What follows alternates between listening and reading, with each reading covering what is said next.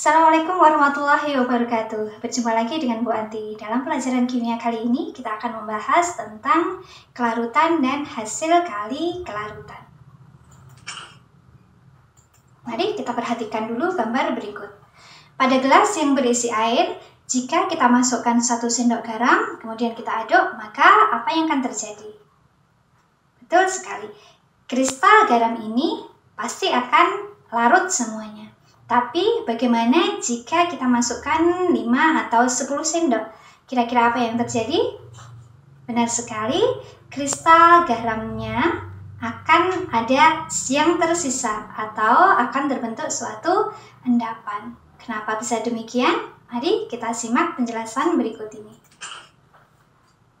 Yang pertama akan kita bahas tentang larutan terlebih dahulu. Larutan adalah merupakan campuran yang homogen, terdiri dari zat terlarut atau solut dan zat pelarut atau solvent. Sebagai contohnya adalah larutan gula, berarti gula sebagai zat terlarut dan air sebagai zat pelarutnya. Kemudian berdasarkan konsentrasinya, larutan ini akan dibedakan menjadi larutan jenuh dan larutan lewat jenuh, di mana larutan jenuh ini adalah merupakan jumlah maksimum zat terlarut yang dapat melarut pada temperatur tertentu, sedangkan larutan lewat jenuh adalah zat terlarut lebih banyak daripada zat terlarut yang seharusnya dapat melarut pada temperatur, maksud saya pada temperatur tertentu. Biasanya di sini akan didapatkan suatu endapan. Kita lanjutkan untuk pengertian kelarutan yang disimpulkan dengan S. Kelarutan atau solubility adalah jumlah maksimum suatu zat yang dapat larut dalam suatu pelarut. Satuan kelarutan umumnya dinyatakan dalam gram per liter atau mol per liter. Sebagai contohnya, kelarutan AgCl dalam air adalah 1,3 kali 10 pangkat minus 2 molar.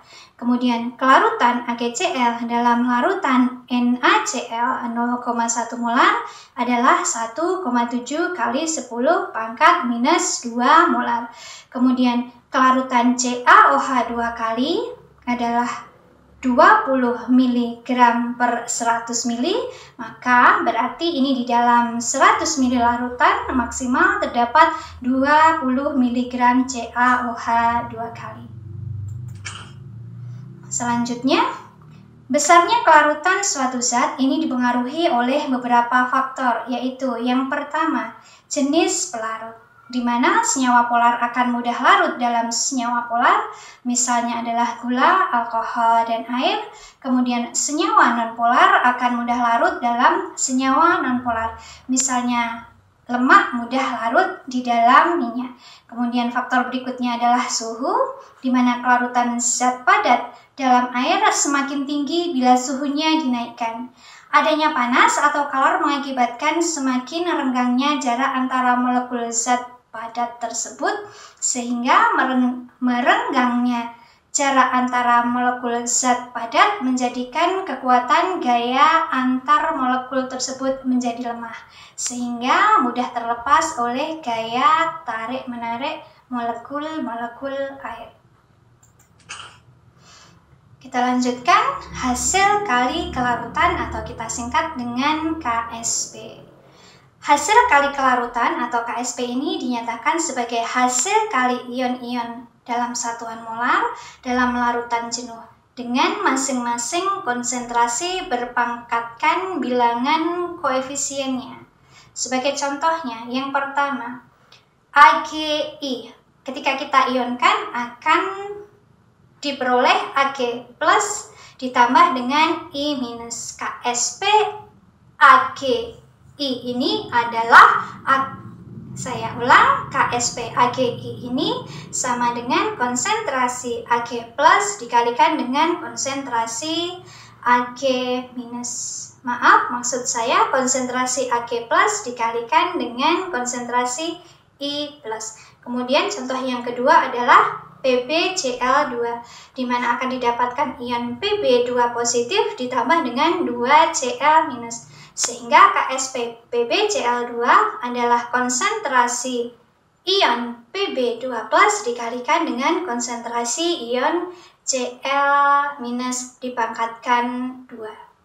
Secara umum, jika ada zat AXBY, maka akan diperoleh ion Xa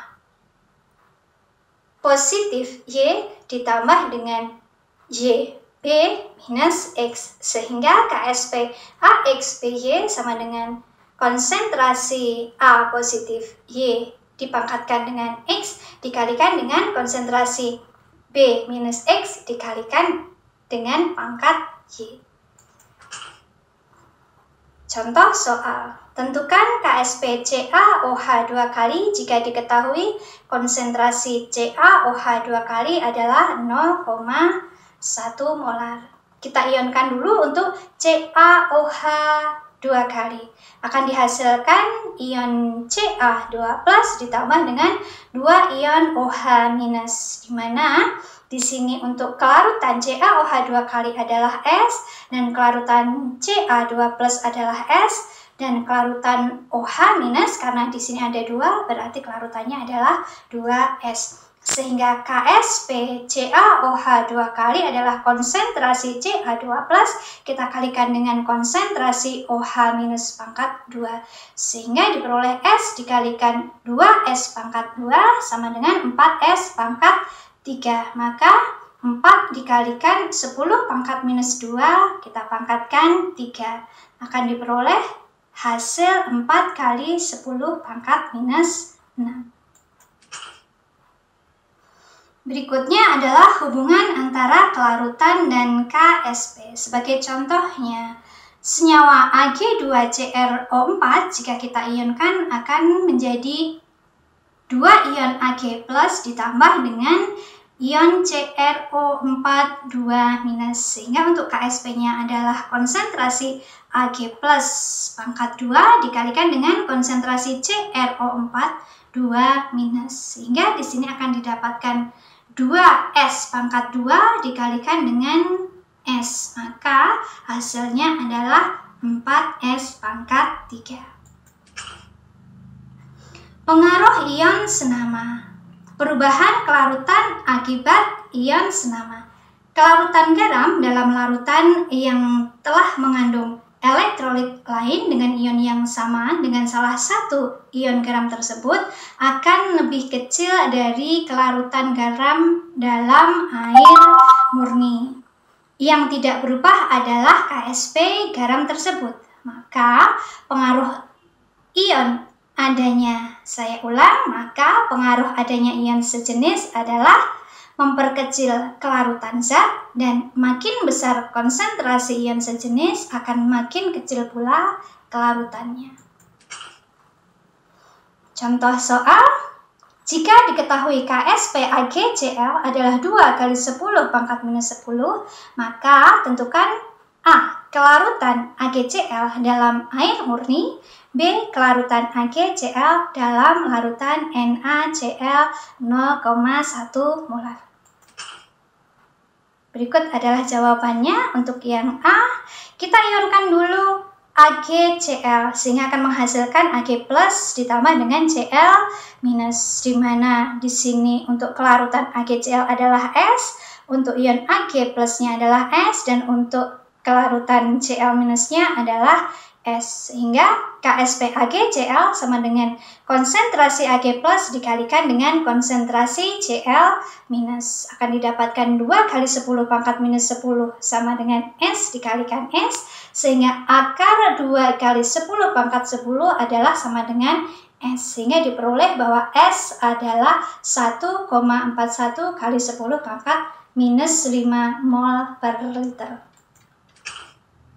Kemudian yang B, larutan NaCl 0,1 molar.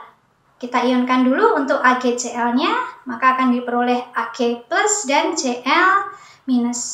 Di sini sudah terdapat NaCl, di mana NaCl ini akan menghasilkan ion Na+ dan Cl-. Untuk konsentrasi NaCl-nya adalah 0,1 molar, sehingga ion Na plusnya juga 0,1 molar, dan ion Cl minusnya adalah 0,1 molar. Di sini terdapat ion sejenis, yaitu ion Cl. Sehingga untuk Ksp AgCl sama dengan konsentrasi Ag plus dikalikan dengan konsentrasi Cl minus. Sehingga di sini akan diperoleh 2 kali 10 pangkat minus 10 sama dengan S dikalikan 0,1.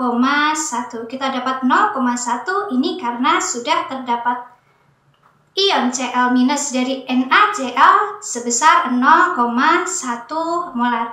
Sehingga karena S lebih kecil, saya ulang, karena S jauh lebih kecil dari 0,1, maka S diabaikan. Sehingga perhitungannya adalah 2 kali 10 pangkat minus 10 sama dengan S dikalikan dengan 0,1. Sehingga diperoleh S sama dengan 2 kali 10 pangkat minus 9 mol per liter. Nah, berikut tadi pembahasan kita tentang Ksp. Sampai di sini dulu.